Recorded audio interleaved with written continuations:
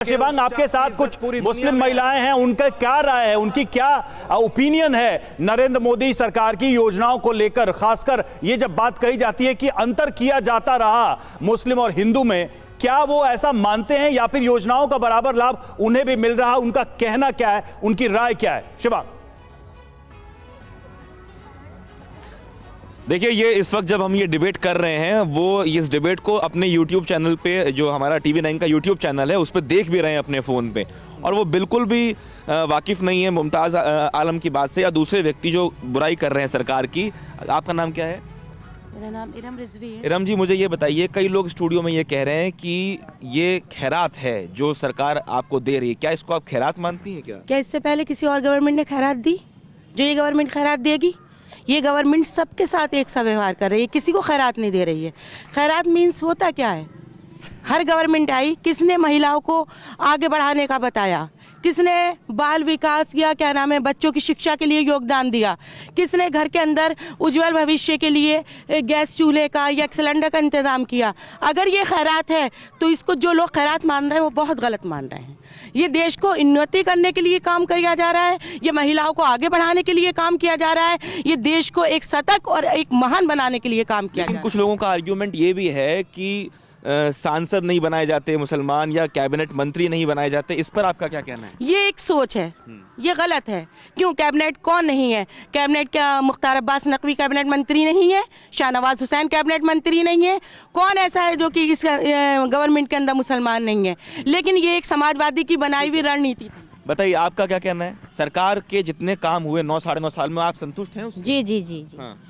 सबसे बेहतर योजना कौन सी लगी आपको सरकार की? सबसे बेहतर योजना तो ये मान लीजिए आयुष्मान कार्ड की, इंसान अगर तड़प रहा है दर्द से या किसी परेशानी में तड़प रहा है, पैसे नहीं है, उसे हॉस्पिटल वाले अपने एडमिट नहीं करते। हमारे सरकार ने कितना अच्छा काम किया कि सबसे पहले अगर आपके पास पैसा भी नहीं है और आयुष्मान कार्ड है आपका, सबसे पहले सबसे अच्छी हेल्थ बेनिफिट मिला। जी जी जी। आप मुझे कह रहे थे कि मकान मिले, 1400 मकान बने हैं यहाँ पे। कितनी कॉलोनियाँ कटी हैं? मुसलमानों के ज़्यादा हैं, हिंदुओं के कम हैं यहाँ पर।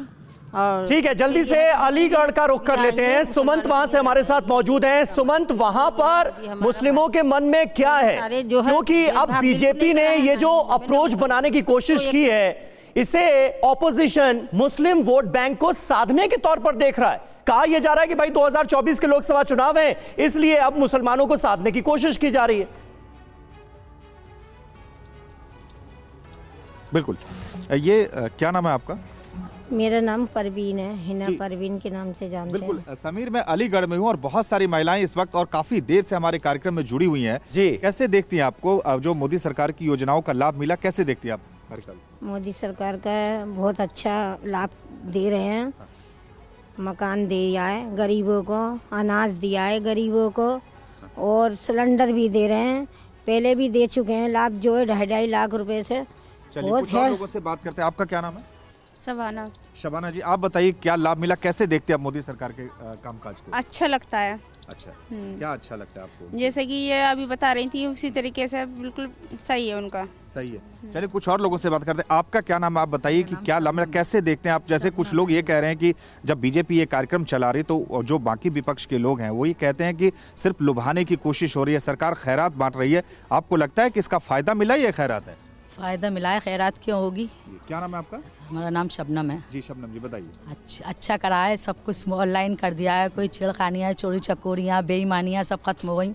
मोदी जी के राज में इतना ही काफ़ी है। अनाज भी मिल रहा है और राशन फ्री हो गया और सारी मतलब योजना मिल ही रही है। चलिए कुछ और लोगों से जल्दी से बात करते हैं। आप कैसे देखती हैं, ये बताइए कि जैसे ये कहा जा रहा है कि सिर्फ पॉलिटिक्स की बजाय, लेकिन आपको मानती हैं आप कि सिर्फ सियासत हो रहा है या वाकई आपको लगता है फायदा हो रहा है? क्या नाम है आपका? जी, मेरा नाम फराह खान है। फराह खान जी, बताइए फराह जी। ऐसा कुछ भी नहीं है का पॉलिटिक्स की वजह से हो रहा है, ये सब गलत है। लेकिन मोदी जी अपने गरीब लोगों के बारे में सोच रहे हैं। हर चीज़ का लाभ मिल रहा है हर लेडीज़ को, और आज लेडीज़ों की जितनी इज्जत और वैल्यू है वो शायद किसी की सरकार में नहीं थी। खासतौर से आप मुस्लिम महिलाओं की बात कर रही हैं? जी मुस्लिम है जी मुझे खास कर मुस्लिम महिलाओं के लिए तो बहुत सुविधा हो गई है। जो पहले कोई वजूद नहीं था मुस्लिम महिला का, 3 तलाक दी और घर से बाहर कर दिया, और आज उनका हक है मोदी जी बहुत की बड़ी वजह बात समीर ये कह रहे हैं कि मुस्लिम महिलाओं को वजूद दिया पीएम मोदी ने। पहले उनका कोई वजूद नहीं था, कोई भी 3 तलाक करके उनको घर से बाहर निकाल सकता था। जल्दी से कुछ और महिलाओं से बात कर लेते हैं, क्या देखते हैं आप? आपको लगता है महिलाओं की लौटेंगे आपके पास?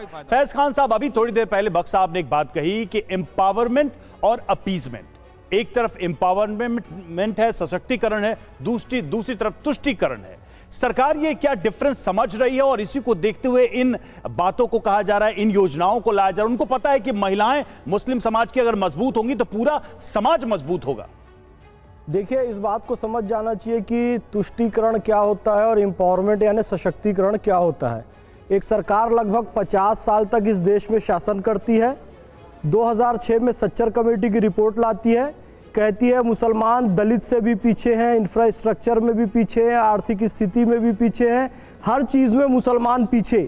तो 50 साल तक आप ही सत्ता में रहे और आप ही सच्चर कमेटी की रिपोर्ट लाकर ये बताते हैं कि मुसलमान पीछे हैं। तो यही तुष्टीकरण है, ये सशक्तिकरण नहीं है। सशक्तिकरण 10 साल मोदी जी प्रधानमंत्री रहे, लेकिन मुस्लिम महिलाओं को इंस्टेंट ट्रिपल तलाक से मुक्ति दिलाई वही सरकार 1986 में। इसके पहले की सरकार शाहबानो के मामले पे एक मुस्लिम महिला 67 वर्षीय, उसको गुजारा भत्ता ना बने इसलिए संसद में कानून बनाती है। यह तुष्टीकरण है। और सशक्तिकरण यह है कि इंस्टेंट ट्रिपल तलाक से मुक्ति मिले, तलाक के मामलों में 67% तक की कमी आई है। यह सशक्तिकरण है। तो स्पष्ट है कि मोदी जी मुस्लिम और मुस्लिम महिलाओं के लिए सशक्तिकरण का कार्य कर रहे हैं, ना कि तुष्टीकरण का कार्य कर रहे हैं। मैंने एक बहुत अच्छी बात कही थी शुरू में, मैं इनकी तारीफ करूंगा कि मोदी जी ना किसी को टोपी पहनाते हैं ना खुद पहनते हैं। देखिए, जब नए प्रधानमंत्री बने थे तो पतंग वाले लोग थे, उसमें ज़्यादातर मुसलमान 90%, वो उनके पास गए, हमारा कारोबार सफ़र कर रहा है। तो मोदी जी ने जो है 50 करोड़ की मदद दी, उसमें 10% गैर मुस्लिम भाई भी थे।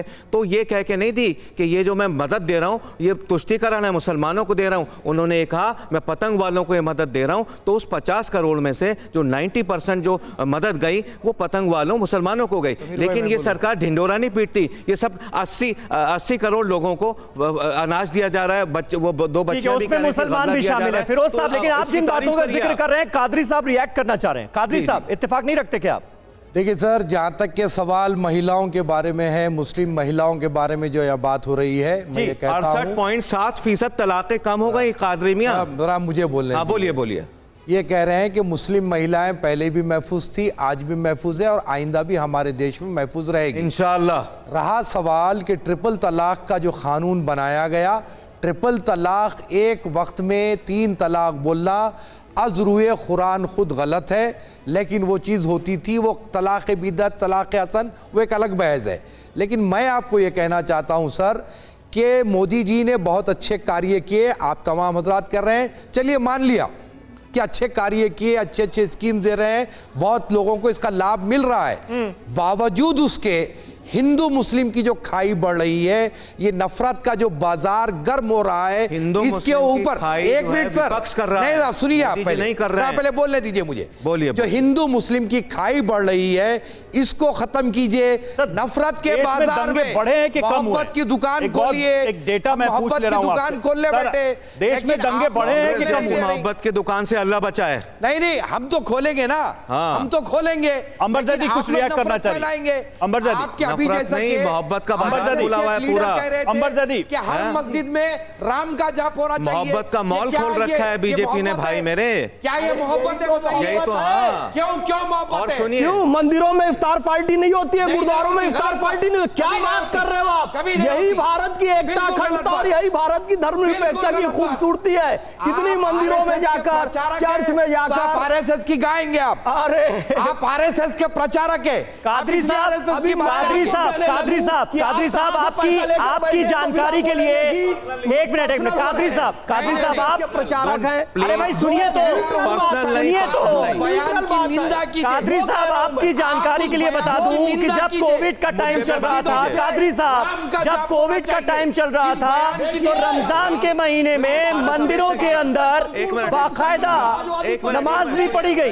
ये हुआ इस देश में। सुनिए गंगा जमनी तहजीब जिसकी हम बात करते हैं वो एक तरफा तो नहीं हो सकती ना। मुसलमान भी सुनिए, एक मिनट, सुनहरी मस्जिद तोड़ने के लिए तैयार है। इमाम हिंद है राम के वजूद पे, है राम के वजूद पे हिंदुस्तान को नाज, है राम के वजूद पे हिंदुस्तान को नाज, कहते हैं उसे अहले नजर ही इमाम हिंद। 1,24,000 पैगंबरों में से हम मर्यादा पुरुषोत्तम राम को भी पैगंबर मानते हैं, उनकी इज्जत करते हैं, जैसे prophet Muhammad peace be upon him उनकी इज्जत करते हैं, ऐसी हम राम की कृष्ण की सबकी इज्जत करते हैं हम।